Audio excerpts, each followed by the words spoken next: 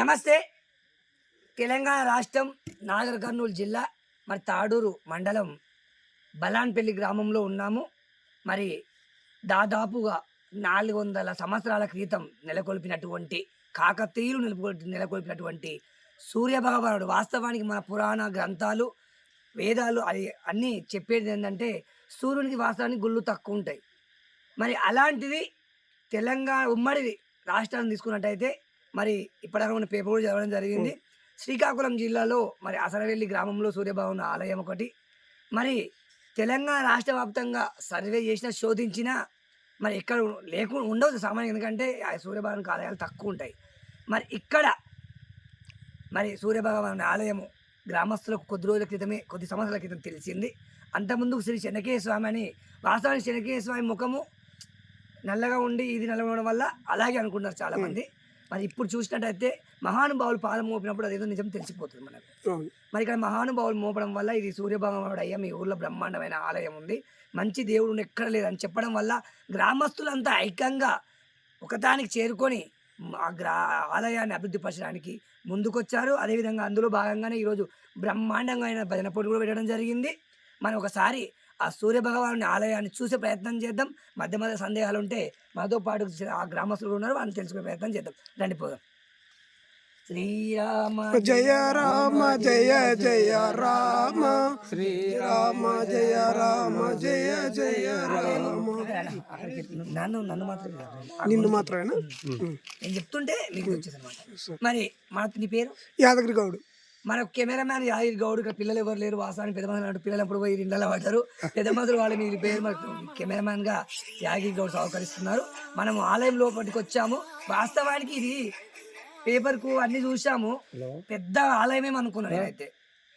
ఇంత పెద్ద బ్రహ్మాండమైన పోటీలు పెడుతున్నా పెద్ద ఆలయం అనుకున్నా. చూస్తే అడవిలో ఉంది. గ్రామానికి కిలోమీటర్ ఉంటుందా? పెద్ద కిలోమీటర్ దూరంలో ప్రశాంతమైన వాతావరణంలో నెలకొని ఉంది. మనం ముందుగా ఒకటికి వచ్చాం, ధ్వజస్తంభాన్ని దర్శనం చేసుకుంటున్నాము. మరి ధ్వజస్తంభం మనకు కనిపిస్తుంది. మరి ఇక్కడ బ్రహ్మశయ 6వ సంవత్సరము ఉత్సవాలు జరుగుతున్నాయి, విలిపియాన జరుగుతున్నాయి కనుక ఇక్కడ మరి అనేక రకాలుగా వేద మంత్రాలతోటి మరి ఆలయానికి సంబంధించి ఏమేమి కావాలో అన్నీ కూడా మనకు కనిపిస్తున్నాయి. పూర్ణ కుంభాన్ని మరి కలశ పూజ ఇవన్నీ మనకు కనిపిస్తూ ఉన్నాయి, ఇక్కడ మనం చూస్తూ ఉన్నాము.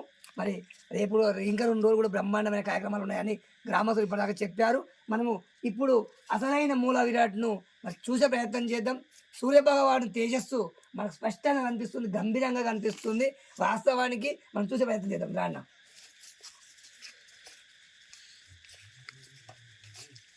మీరు ఇక్కడ నుంచి 1000 కన్నులతోటి ఎదురు చూస్తున్న వెలుగులు ఎదజిల్లే సూర్యభగవానుడు.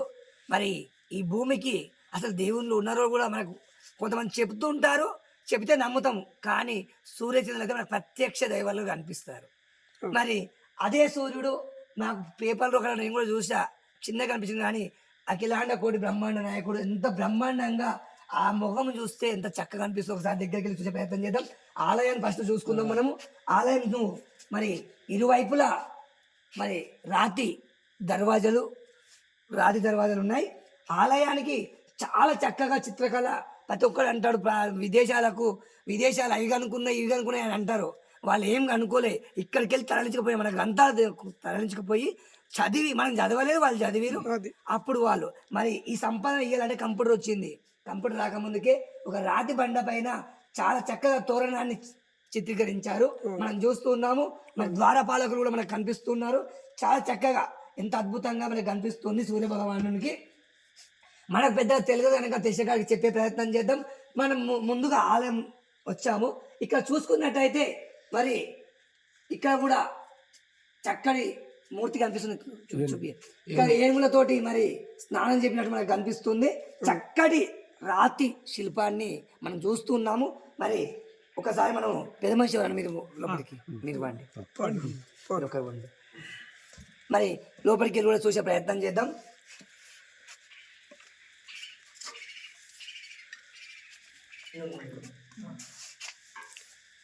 కట్ చేయాలంటే